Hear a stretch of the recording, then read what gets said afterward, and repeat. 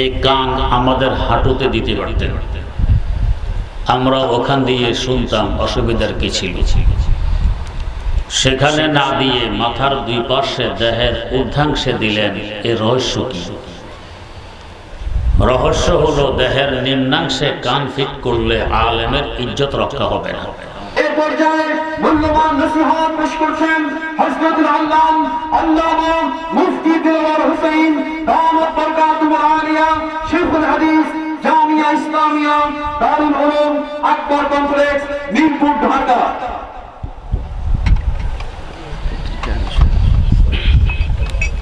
نحمده ونستعينه ونستغفره ونؤمن به ونتوكل عليه ونعوذ بالله من شرور أنفسنا ومن سيئات أعمالنا من يهده الله فلا مضل له ومن يضلله فلا هادي له ونشهد أن لا إله إلا الله وحده لا شريك له ونشهد أن سيدنا ونبينا ومولانا محمدا عبده ورسوله أرسله بالحق بشيرا ونذيرا وداعيا إلى الله بإذنه وسراجا منيرا صلى الله تعالى عليه وعلى آله وأصحابه وسلم تسليما كثيرا كثيرا أما بعد فأعوذ بالله من الشيطان الرجيم بسم الله الرحمن الرحيم والذين أوتوا العلم درجات صدق الله مولانا العظيم اللهم صل على سيدنا محمد وعلى آل سيدنا محمد كما صليت على سيدنا إبراهيم وعلى آل سيدنا إبراهيم إنك حميد مجيد اللهم بارك على سيدنا محمد وعلى آل سيدنا محمد كما باركت على سيدنا إبراهيم وعلى آل سيدنا إبراهيم إنك حميد مجيد জামিয়া ইসলামিয়া নূরুন নিসা মহিলা মাদ্রাসার উদ্যোগে আজকের এই মহাসমাবেশ। এই ধরনের মাদ্রাসাগুলো কি করে, জাতিকে কি উপহার দেয়, এই সম্পর্কে কয়েকটি কথা তুলে ধরার আশা নিয়ে ছোট্ট এক টুকরা আয়াতে কারিমা তেলাওয়াত করা হয়েছে। তেলাওয়াতকৃত আয়াতে আল্লাহ রাব্বুল আলামিন বলেন, যাদেরকে ইলম দেয়া হয়েছে এদের মর্যাদা অনেক বেশি। এদের মর্যাদা আল্লাহ পাক কিভাবে দান করেছেন, আমাদের দেহের কয়েকটি অঙ্গের দিকে তাকাইলে সহজে বুঝে আসবে। ছোট্ট একটি শিশু যখন প্রথমে মক্তবে যায়, নুরানি মাদ্রাসায় যায়, ওস্তাদ তাকে বলে পড়ো আলিফ। ওস্তাদের জবানের আলিফ শব্দটি সর্বপ্রথম ছেলের কানে পৌঁছে। তার মানে দেহের অঙ্গসমূহের মধ্যে প্রথম আলেম হয় কান। আল্লাহ পাক চাইলে এই কান আমাদের হাঁটুতে দিতে পারতেন, আমরা ওখান দিয়ে শুনতাম, অসুবিধার কি ছিল? সেখানে না দিয়ে মাথার দুই পাশে দেহের ঊর্ধ্বাংশে দিলেন। এর রহস্য কি? রহস্য হলো দেহের নিম্নাংশে কান ফিট করলে আলেমের ইজ্জত রক্ষা হবে না। আলেমের ইজ্জত রক্ষার্থে আল্লাহ পাক দেহের ঊর্ধ্বাংশে ফিট করলেন। কানের ভিতরে পাতলা একটি পর্দা আছে, ওইটা দিয়ে আমরা শুনি। আল্লাহ পাক চাইলে এই পর্দাটি কানের দুয়ারে বসাই দিতে পারতেন, সেখানে না দিয়ে এত ভিতরে দিলেন যেখানে আমাদের আঙ্গুলের মাথাও পৌঁছে না। কারণ কি? কানের দুয়ারে বসাইলে খোঁচাখাচি লাগতে পারে, আলেমের কষ্ট হবে। আল্লাহ পাক অনেক ভিতরে সংরক্ষিত এলাকায় থাকার স্থান করে দিলেন যাতে সেখানে কোনো খোঁচাখাচি সহজে না লাগে।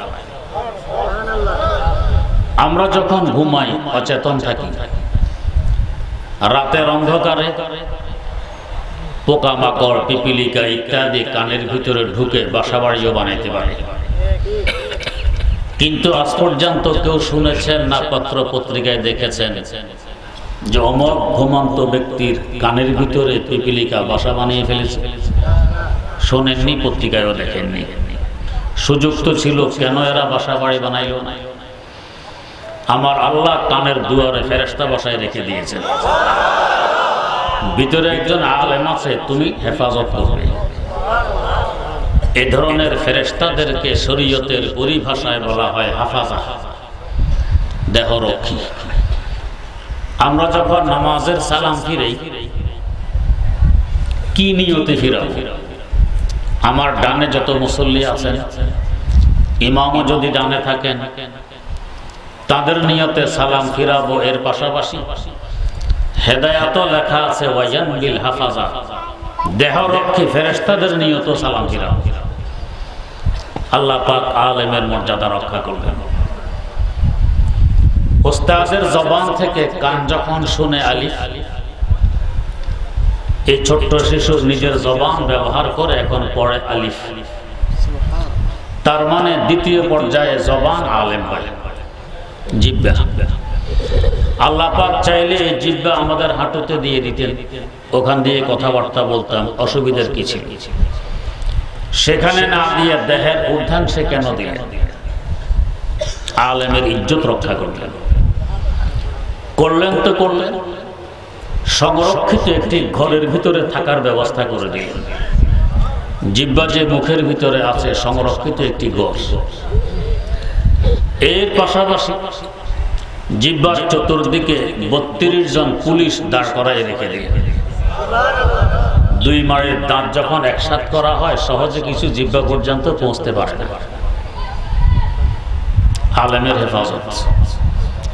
এখানে কারোর প্রশ্ন জাগতে পারে, যদি এই 32 জন পুলিশ আলেমের হেফাজতের জন্য আল্লাহ পাক চতুর্পাশে দাঁড় করায় রেখে দিয়েছেন, তাহলে মাঝে মধ্যে আবার কামড় মারে কেন? আমাদের দেশেও তো পুলিশ আছে। পুলিশের আসল উদ্দেশ্য কি? জনগণকে ডান্ডা লাগানো না সেবা করা? সেবা করা। এরপরও ডান্ডা তো লাগায় মাঝে মধ্যে। কখন লাগায়? জনগণ যখন সীমা লঙ্ঘন করে তখন।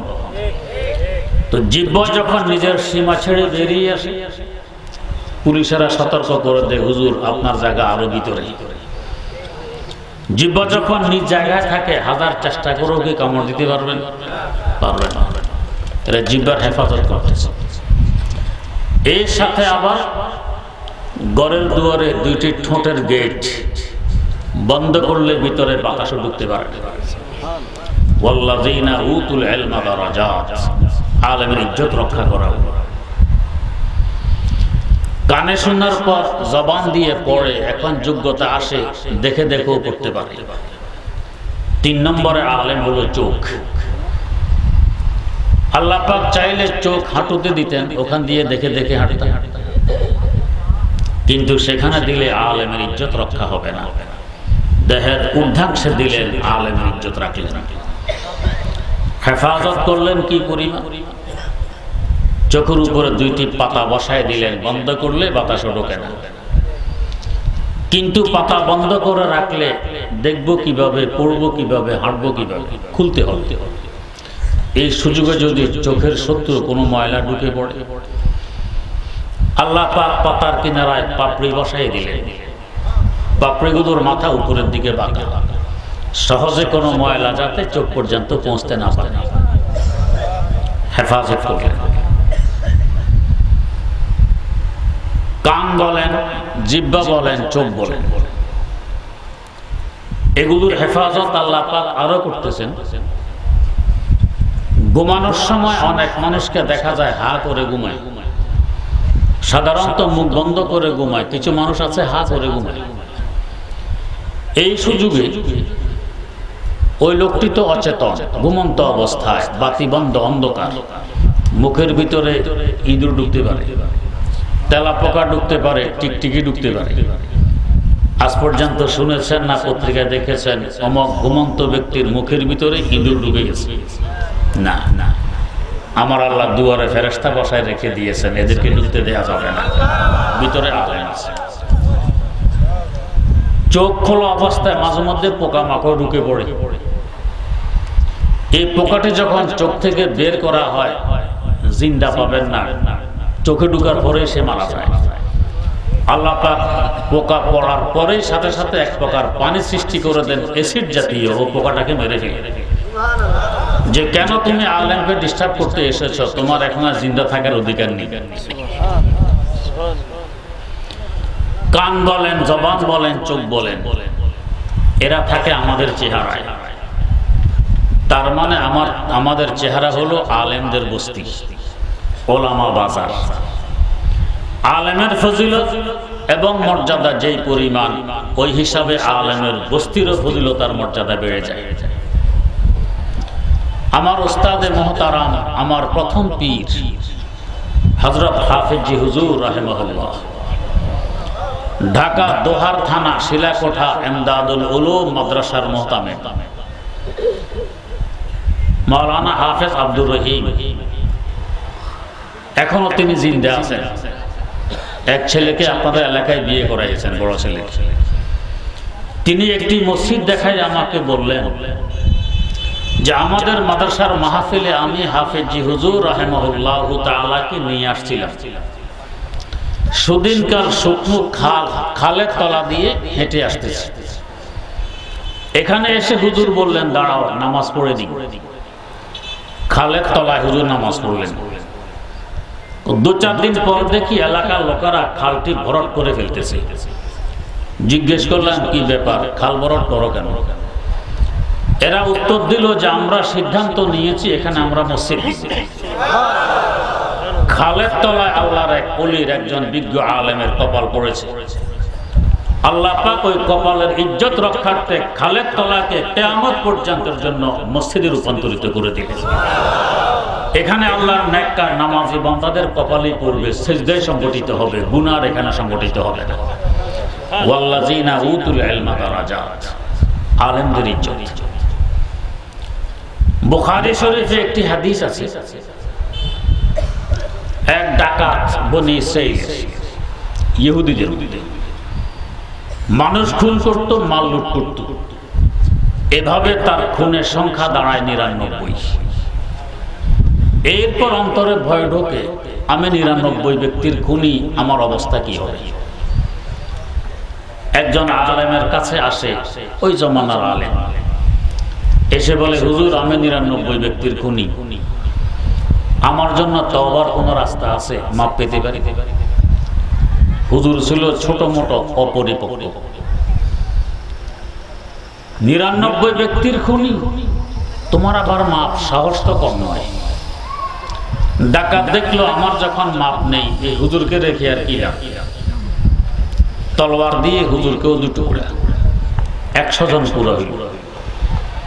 কিছুদিন পর আবার ভয় ঢোকে, আরেকজন আলেমের শরণাপন্ন হয়।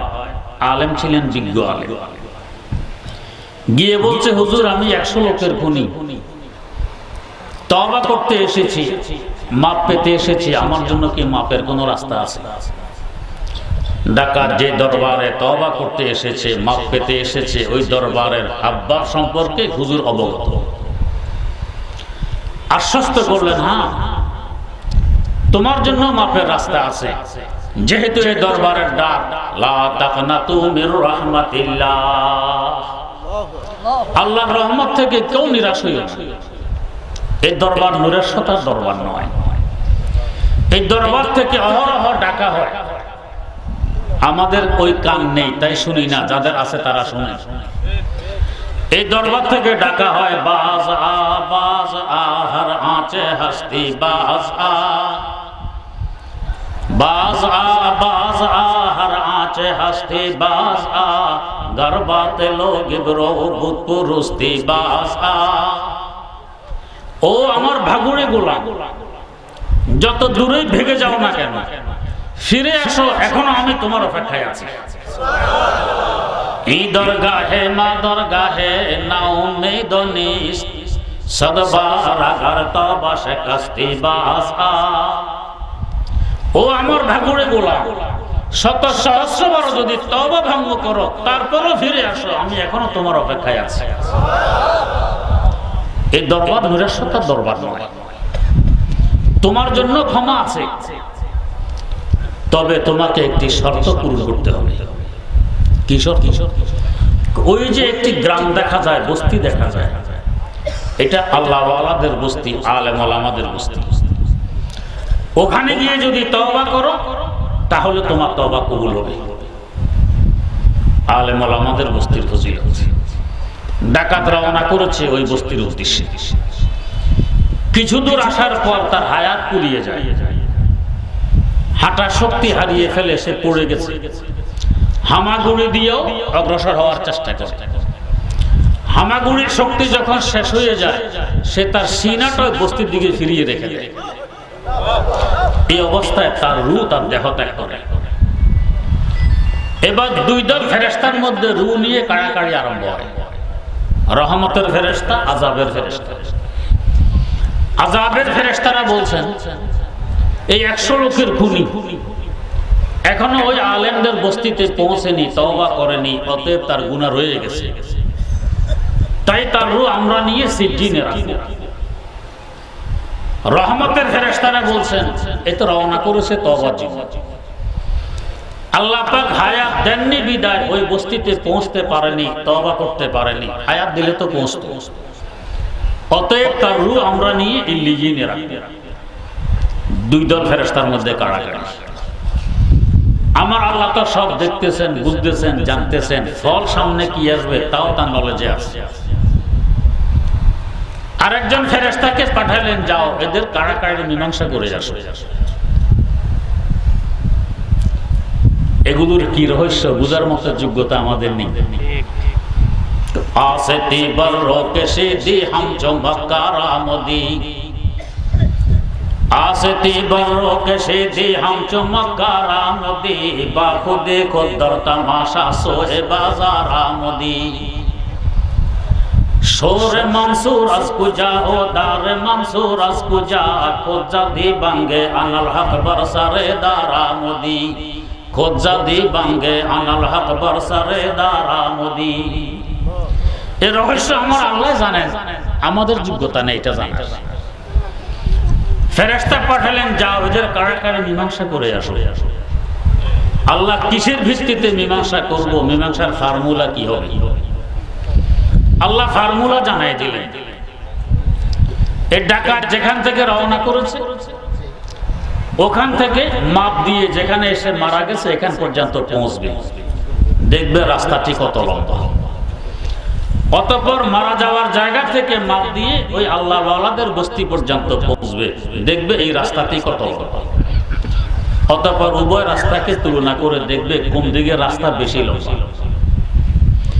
যদি দেখো পিছনের রাস্তা লম্বা, অতিক্রমকৃত রাস্তা বেশি, সামনের রাস্তা খাটো, তার অর্থ হবে সে তওবার দিকে অধিক এগিয়ে গেছে, তখন তার রূহ রহমতের ফেরেশতাকে দিয়ে দিবে। আর যদি দেখো তার বিপরীত, অতিক্রমকৃত রাস্তা কম, অনতিক্রমকৃত রাস্তা বেশি, সামনে বেশি, তার অর্থ হবে সে এখনো তওবা থেকে দূরে আছে, তখন তার রূহ আযাবের ফেরেশতাকে দিয়ে দিবে। ফর্মুলা নিয়ে ফেরেশতা আসতেছে।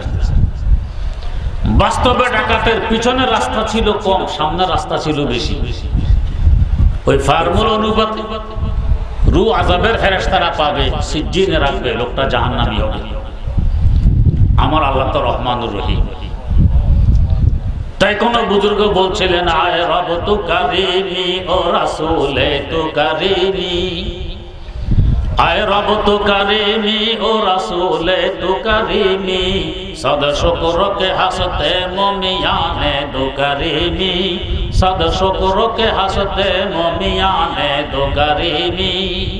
अल्लाह अल्लाह তুমি এক মেহেরবান খোদা, তোমার হাবিব আর এক মেহেরবান রাসূল, দুই মেহেরবানের মধ্যখানে আমরা, তাই আশাবাদী, আমরা নিরাশ নিরাশ। আল্লামা হালি মুসাদ্দাসে লিখেছেন হামনে কে হ্যাঁ ইয়া বদ হ্যাঁ ফেরা ফের হ্যাঁ তোমারে, हमने के हैं या बद है फेरा फेर है तुम्हारे, निस्बत बहुत अच्छी है मगर हाल बुरा है, निस्बत बहुत अच्छी है मगर हाल बुरा है। अल्लाह अल्लाह नेककार হই আর বদকার হই শেষ মাস তো তোমার কাছে, আমাদের সম্বন্ধ বড় ঊর্ধ্বে, তোমার দিকে তাকাইলে আমরা তোমার বান্দা, তোমার হাবিবের দিকে সম্বন্ধ দেখলে আমরা তার উম্মত, তাই আশাবাদী। ডাকাতের পিছনের রাস্তা কম, সামনের রাস্তা বেশি, ফার্মুল অনুপাতে রু আযাবে ফেরেশতারা পাবে, ডাকাত জাহান্নামী হবে। ফেরেশতা আসতেছেন ফার্মুলা দিয়ে, আমার আল্লাহ রহমানুর রহিম। ফেরেশতা আসার আগে আগে আল্লাহ পাক পিছনের রাস্তাকে আদেশ করলেন, ও রাস্তা তুই লম্বা হয়ে যা। সামনের রাস্তাকে হুকুম দিলেন, ও রাস্তা তুই খাটো হয়ে যা। হুকুম পাওয়া মাত্র পিছনের রাস্তা লম্বা, সামনের রাস্তা খাটো হয়ে যায়। ফেরেশতা এসে এখন মাপ দিতেছেন, কাজ তো হয়ে গেছে। পিছনের রাস্তা লম্বা পেলে রু রহমতে ফেরেশতার সুপর্দ হয়ে গেল। তো ডাকাত এখনো কিন্তু ওই বস্তিতে পৌঁছেনি, আলেম ওলামাদের বস্তি, আল্লাহ ওয়ালাদের গ্রাম, বস্তির রাস্তায় উঠেছে না।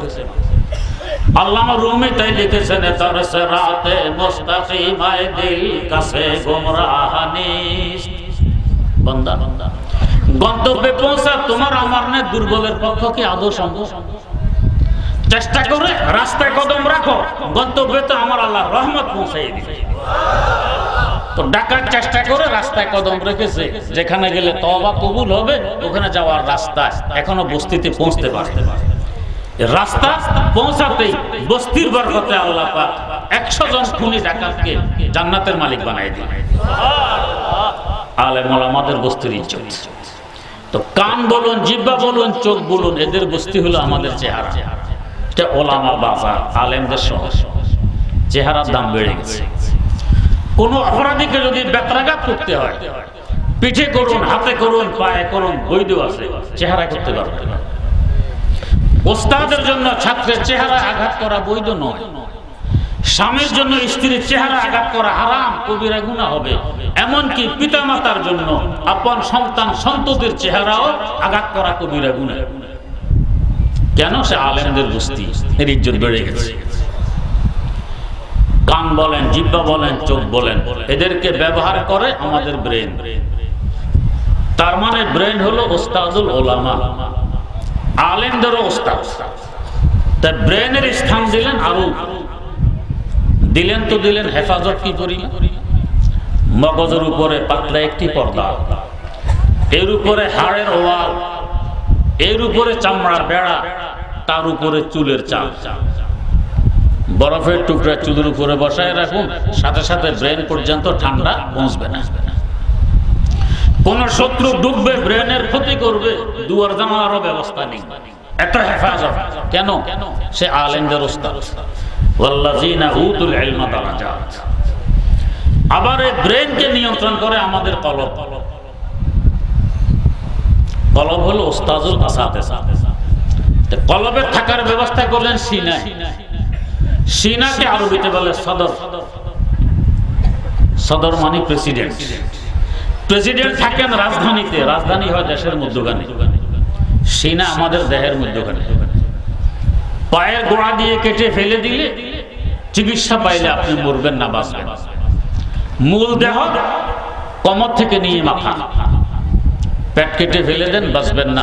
সিনা কেটে ফেলে দেন, বাঁচবেন না। মাথা কেটে ফেলে দেন, বাঁচবেন না। এটা মূল দেহ।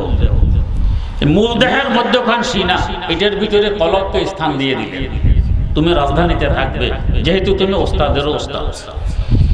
গরু ছাগল জবাই করলে দেখবেন কত পর্দার ভিতরে সংরক্ষিত এলাকায় হাট বসবাস করে।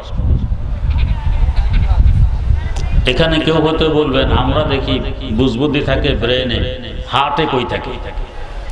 আমার আল্লাহ বলেন লাহুম কুলুবুল লা ইয়াফকাহুনা বিহা, এদের কলব আছে, কলব দিয়ে এরা বোঝে না, বোঝার চেষ্টাও করে।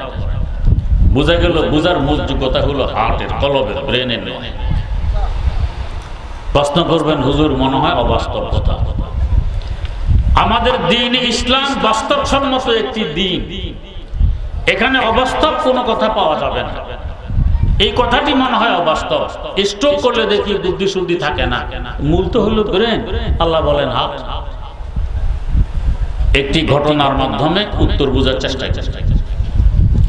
বর্তমান আমাদের দেশে হাদিস বিষয়ে যাকে সবচেয়ে বড় আলেম মনে করা হয়, বাস্তবও তিনি এই বিষয়ে সবচেয়ে বড় আলেম।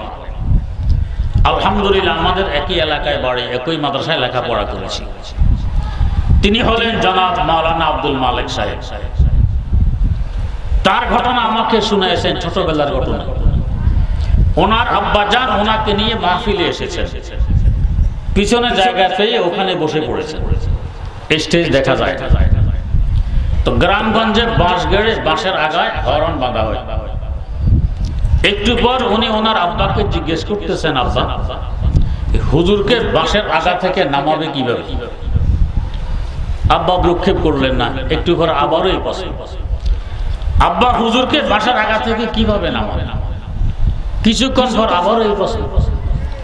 এবার আব্বা বললেন, কেন বাঁশের আগা থেকে নামে? হুজুর যে বাঁশের আগায় বসে বসে ওয়াজ করতেছেন। আসলে হুজুর বাঁশের আগায় নাই, স্টেজে।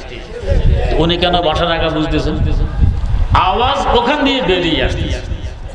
ছোট্ট মানুষ অতটুকু বুঝ হয়নি, তাই উনি বুঝতেছেন হুজুর এখানে বাঁশের আগায় বসে ওয়াজ করতেছেন। আসলে ওয়াজ হয় স্টেজে, বের হয় হরন দিয়ে। এবারে আসুন, যাদের বিদ্যা বুদ্ধি কম, অগভীর, এরা বুঝে আসল বুদ্ধির কেন্দ্র হলো ব্রেন, যেহেতু বুদ্ধি এখান দিয়ে বের হয়। আর যাদের গভীর বিদ্যা আছে, কোরআন সুন্নাহর ইলম আছে, এরা বোঝে যে না, মূল হইল কলব আর হাত। এটা প্রকাশ হয় ব্রেন দিয়ে, ব্রেন হরন আর না, আসল হইল কলব। তাই দেখা গেছে দুনিয়ার এক শ্রেণীর মানুষ ব্রেনের উপরে মেহনত করে, আর এক শ্রেণীর মানুষ কলব নিয়ে মেহনত করে। যারা ব্রেনের উপরে মেহনত করে এরা বিজ্ঞানী, ব্রেনের উপরে মেহনত করে এরা বুদ্ধিজীবী।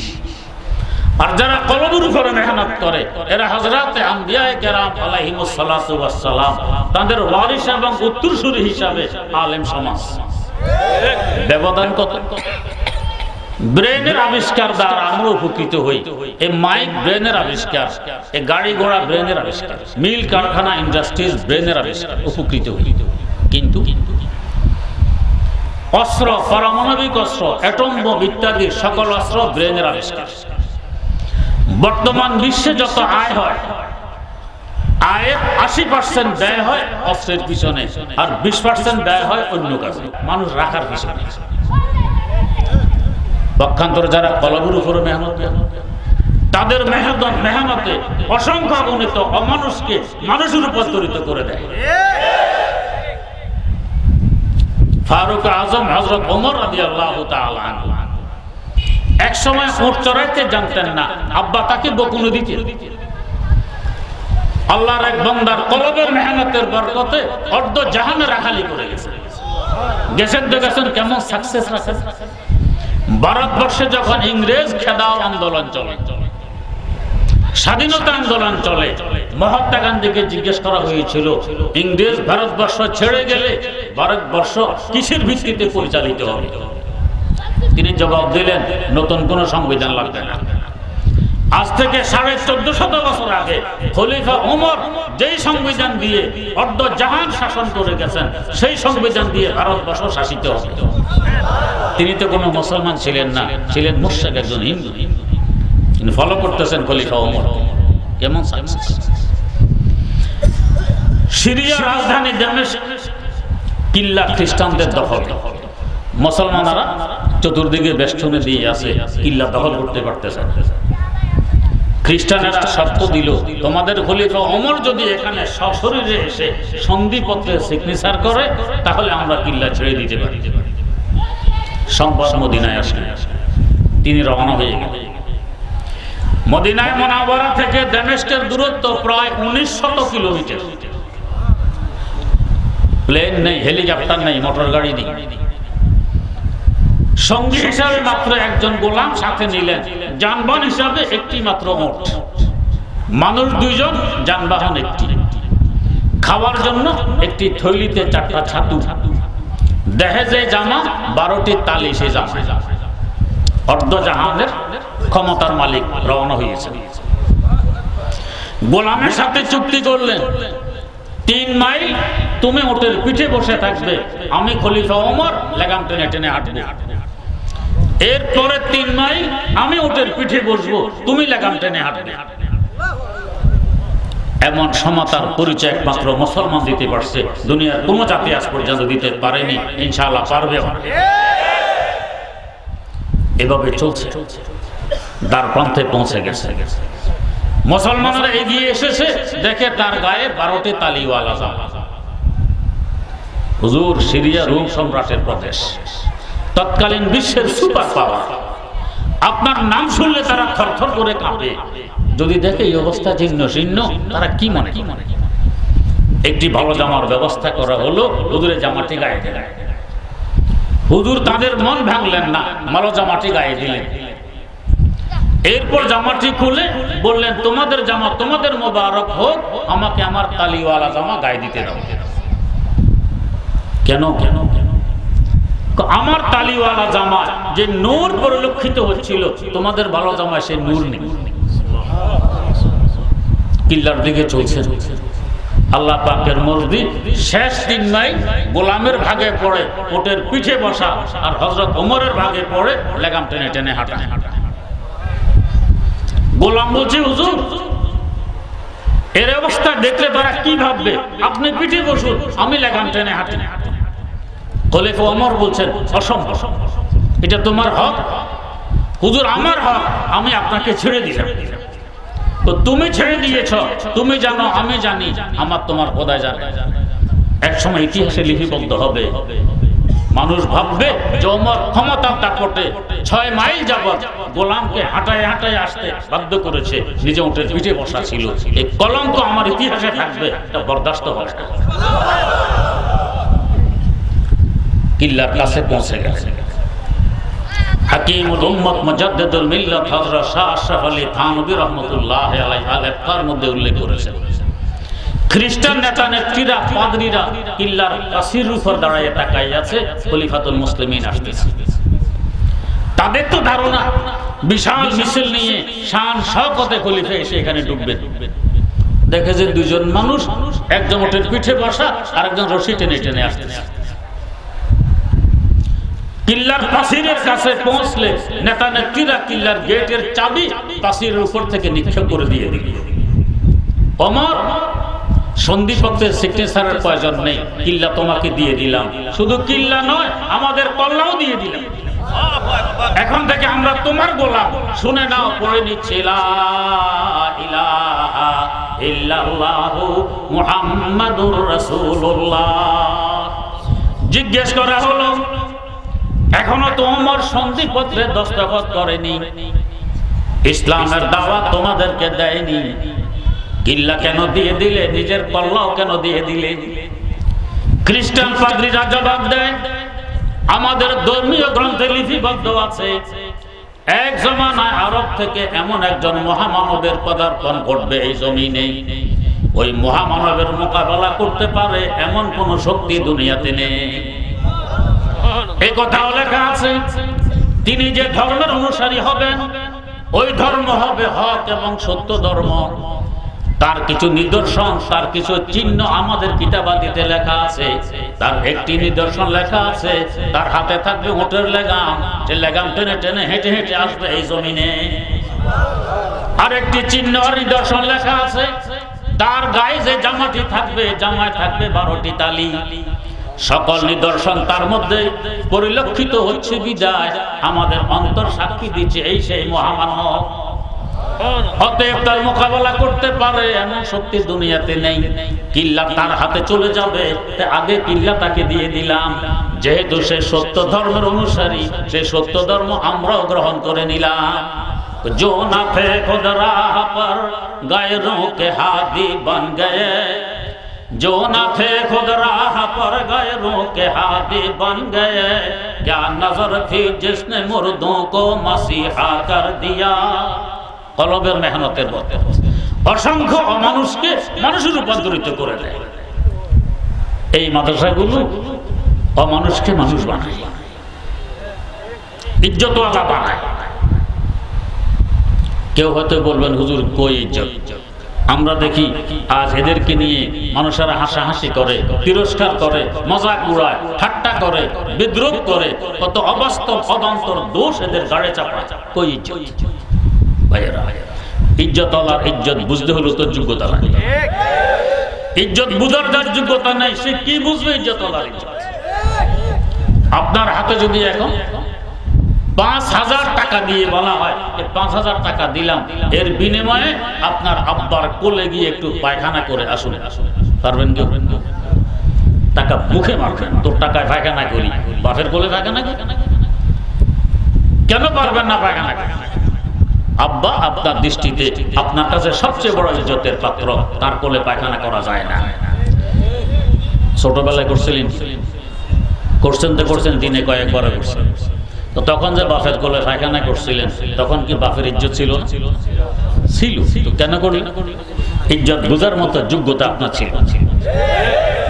আলেম সমাজের ইজ্জত বুঝার মতো যোগ্যতা যার নেই সে তো তিরস্কারই করবে, মজা করে। এই সম্পর্কে ছোট্ট একটি ঘটনা। হাকিমুল উম্মত মুজাদ্দিদুল মিল্লাত হযরত শাহ আশরাফ আলী থানভী রাহমাতুল্লাহ আলাইহি আল ইফকার মধ্যে উল্লেখ করেছেন, একজন আলেম গুলিস্তান পড়াইতেন। পড়ানোর সময় একটি কথা পড়ায় বলতেন, কথাটির মূল্য ৫০,০০০ টাকা, এই কথাটির মূল্য ১,০০,০০০ টাকা। টাকার অঙ্ক বলে বলে মূল্য বুঝাইতেন। ক্লাসে একজন ছাত্র ছিল বুদ্ধি শুদ্ধি কম, ও ভাবত কথাটি বাজারে নিয়ে বিক্রি করলে ১,০০,০০০ টাকা পাওয়া যাবে। একদিন মাদ্রাসায় ছুটি, বাড়ি যাওয়ার পথে তার পায়ের স্যান্ডেল ছিঁড়ে যায়। মুচির কাছে এসেছে স্যান্ডেল জোড়া দিতে। মুচি স্যান্ডেল জোড়া দিয়ে বলছে, ভাই ২ টাকা দাও। ছেলেটি করলো কি, গুলিস্তার ১,০০,০০০ টাকা মূল্যের একটি কথা শোনায় বলছে, ভাই এই কথার মূল্য ১,০০,০০০ টাকা তোমাকে দিলাম, এর বিনিময়ে আমার স্যান্ডেল দিয়ে দাও। মুচি বলছে, এত কথা বুঝি টুঝি না, ২ টাকাটা দিলে আমি স্যান্ডেল দিব। বেচারা পড়েছে বিপাকে, ফিরে এসেছে মাদ্রাসায় খালি ভাই, জুতা তো মুচির কাছে আছে। এসে বলছে, হুজুর গুলিস্তান পড়ানোর সময় অমুক কথার মূল্য ১,০০,০০০ টাকা বলেননি? হ্যাঁ বলেছি। সত্য বলেছেন? একেবারে সত্য বলেছি। তাহলে মুচিকে দিলাম, সেটা না নিয়ে ২ টাকা চায় কেন? তো হুজুর তো বোঝেন ছাত্রটি কত পানির মাছ। হুজুর একটি মুক্তা এনে তার হাতে দিয়ে বললেন, যাও এটা মুচিকে দিয়ে বলো এই মুক্তা নিয়ে যাও, এর বিনিময়ে আমার স্যান্ডেল দিয়ে দাও। মুক্তা তো ১,০০,০০০ টাকার মাছ। ছাত্র মুক্তা এনে মুচির হাতে দিয়ে বলছে, ভাই এটা মুক্তা, এটা নাও, এর বিনিময়ে আমার স্যান্ডেল দাও। মুচি মুক্তা হাতে নিয়ে ছাত্রের মাথায় মারছে, মিয়া কি দিতেছ আমাকে? এটা কি কাজের? একটি বড় পাথরও যদি হতো তার উপরে জুতা স্যান্ডেল রেখে তার কাটা গাড়া দিত। এটা কি কাজের? ২ টাকা না দিলে আমি স্যান্ডেল দিব। বেচারা মুক্তা কুড়িয়ে আবার এসে গেছে হুজুরের কাছে। হুজুর মুচি তো এটা গ্রহণ করতেছে না, সে ২ টাকা চায়। হুজুর বললেন, এটা নিয়ে এবারে স্বর্ণের দোকানে যাও, মালিককে গিয়ে বলবে বিক্রি করতে এসেছি, দাম কত দিবেন, তবে খবরদার কোনো বাহানায় ফেরত নিয়ে আসবে, বিক্রি করবে। ছেলে স্বর্ণের দোকানে গিয়ে মালিককে বলছে, এটা মুক্তা, বিক্রি করতে এসেছি, দাম কত দিবেন। প্রথম ঠেলায় মালিক বলছে ৫০,০০০ টাকায় বিক্রি করবে। জি না, ১,০০,০০০ টাকায় করবে। আমার হুজুরের কাছ থেকে বুঝে আসি যাবে কিনা ১,০০,০০০ টাকায় বিক্রি করবে। ফিরে এসে বলছে, হুজুর স্বর্ণের দোকানের মালিক ১,০০,০০০ টাকা দাম বলতেছে। হুজুর বললেন, কিছু বুঝে এসেছে? কদরে গোল গোল বলবে দানাদ যাবে দানাদ শাহরি, কদরে গোল গোল বলবে দানাদ যাবে দানাদ শাহরি, কদরে জওহর শাহবে দানাদ যাবে দানাদ জওহরি। মণিমুক্তার মূল্য রাজা বাদশা বুঝে, মুচি এটার মূল্য বোঝে না, বোঝার মতো যোগ্যতা মুচির নেই। কিন্তু এলেমের সামনে মণিমুক্তার দুই ভাষা মূল্য আছে। অতএব এই এলেমের মূল্য আর মর্যাদা বুঝতে হলেও তো কমাস কম রাজা বাদশা মার্কা মন মস্তিষ্ক লাগবে। যার মুচি মার্কা মন মস্তিষ্ক, সে আলেমের মর্যাদা কি বুঝবে? বুঝার তো তার যোগ্যতাই নেই, সে তো তিরস্কারই। যাদেরকে দেখবেন আলেম সমাজকে নিয়ে বিদ্রোহ করে, বিদ্বেষ পোষণ করে, বুঝবেন মুচি মার্কা মন মস্তিষ্কের মালিক, মর্যাদা বুঝার মতো যোগ্যতা নেই। তাই বলে কি এদেরকে আবার ফেলে দিবে? না। ছোট বাচ্চা যে আব্বা আমার কোলে পায়খানা করে জংলায় ফেলে দিয়ে আসে, দুই মুছে আবার বুকে জড়িয়ে ধরে। এদেরকে আমরা ক্ষমা সুন্দর দৃষ্টিতে দেখে বুকে জড়িয়ে ধরবো। আজকে বোঝে না, তিরস্কার করে, কালকে বুঝবে তো মাথায় নিয়ে আনি। ওয়াল্লাযীনা উতুল ইলমা দারাজাত। লাহোর শহর রাবি দরিয়ার তীরে অবস্থিত। দরিয়ার উত্তর পাড়ে সম্রাট জাহাঙ্গীরের কবর, আর দক্ষিণ পাড়ে একজন বড় আলেমের মাজার, দাতা গঞ্জে বখশ আলী আল হাজবিরি রাহিমাহুল্লাহ। উত্তর পাড়ে প্রসিদ্ধ পার্ক পাকিস্তানের শালিমার পার্ক, এখানে জাহাঙ্গীরের কবর। লোকেরা পার্কে ঘুরতে যায়, ঘুরতে ঘুরতে কবরের কাছে আসলে বেশি থেকে বেশি আঙ্গুল তুলে দেখায় এটা সম্রাট জাহাঙ্গীরের কবর। আর দক্ষিণ পাড়ে যে একজন আল্লাহওয়ালা বিজ্ঞ আলেমের মাজার, প্রায় 1000 বছর আগে ইন্তেকাল করেছেন, আজ পর্যন্ত কোনো মুহূর্ত বাদ নেই। অসংখ্য মানুষ জিয়ারত না করছে, ইসালে সওয়াব না করছে, ফাতিহা খানি না করছে, ইয়াসিন সূরা তেলাওয়াত না করছে। দুই ভাই দুজন ব্যবধানে। ওই পরে সম্রাট জাহাঙ্গীর হয়তো কবরের নিচে থেকে আফসোসে সরে বলে, দরমাজারে মা গরিবা নাই চেরাগো নাই গোলে, দরমাজারে মা গরিবা নাই চেরাগো নাই গোলে, নাই পারে পরবানা সুজাদ নাই সদা এ বুলবুলে। হায় আফসোস, এক সময় ছিলাম মুকুটধারী সম্রাট, এখন মাটির নিচে অন্ধকার করতে এতিমের নেওয়া অবস্থায় পড়ে আছি, আমার দিকে কেউ তাকায় না, ইসালে সওয়াব করে না, ফাতিহা খানি করে না, ইয়াসিন সূরা তেলাওয়াত করে না। অপর পরে একজন আলেম সাহিত্য, অসংখ্য মানুষ ইসালে সওয়াবে ব্যস্ত। ওয়াল্লাযীনা উতুল ইলমা দারাজাত। যাদেরকে ইলম দেয়া হয়েছে তারা দুনিয়াতেও মুকুটবিহীন সম্রাট, মারা যাওয়ার পরও ইনশাআল্লাহ মুকুটবিহীন সম্রাট। এই ধরনের মাদ্রাসাগুলো ইজ্জতওয়ালা বানায় দেয়। আল্লাহ রাব্বুল আলামিন আমাদেরকে সহি বুঝার তৌফিক দান করুন। সুবহানাল্লাহি ওয়া বিহামদিহি, সুবহানাকাল্লাহুম্মা ওয়া বিহামদিক, আশহাদু আল্লা ইলাহা ইল্লা আনতা আস্তাগফিরুকা ওয়া আতুবু ইলাইক। আরো বয়ান আছে কারো? আক্তার, তাহসিনা আক্তারের মামা হাবিবুর রহমানকে পাগড়ি প্রদান করা হচ্ছে। তাহসিনা আক্তারের মামা হাবিবুর রহমানকে পাগড়ি প্রদান করা হচ্ছে। আমরা কেউ উঠাবসা না করি, মাহফিলের শেষ সমাপ্তি হচ্ছে দোয়ার মাধ্যমে। আমরা অবশ্যই বরকত নিয়ে দোয়া নিয়ে ইনশাআল্লাহ যাব। এখন ইনশাআল্লাহ দোয়া হচ্ছে, এখনই দোয়া হয়ে যাবে, আমরা কেউ না উঠি। বাংলাদেশের উজ্জ্বল নক্ষত্র ওলামায়ে কেরামের মধ্যমণি ওস্তাদুল আসরাদি আমাদেরকে নিয়ে দোয়া করবেন। আপনারা দেখতে পাচ্ছেন স্টেজের মধ্যে অনেক ওলামায়ে কেরাম অপেক্ষা করছে, হুজুরের সাথে একটু দোয়া হাত করবে ইনশাআল্লাহ। সকলে বসে পড়ি ইনশাআল্লাহ, এখনই দোয়া হচ্ছে। আলহামদুলিল্লাহি রাব্বিল আলামিন, ওয়াসসালাতু ওয়াসসালামু আলা আশরাফিল আমবিয়া ওয়াল মুরসালিন, সাইয়্যিদিনা ওয়া মাওলানা মুহাম্মাদিন ওয়া আলা আলিহি ওয়া আসহাবিহি আজমাইন। রব্বানা আতিনা ফিদ দুনিয়া হাসানাতাও ওয়া ফিল আখিরাতি হাসানাতাও ওয়া কিনা আযাবান নার। রব্বানা যালামনা আনফুসানা ওয়া ইল্লাম তাগফির লানা ওয়া তারহামনা লানাকুনান্না মিনাল খাসিরিন। রব্বিরহামহুমা কামা রব্বায়ানি সগীরা, রব্বিরহামহুমা কামা রব্বায়ানি সগীরা।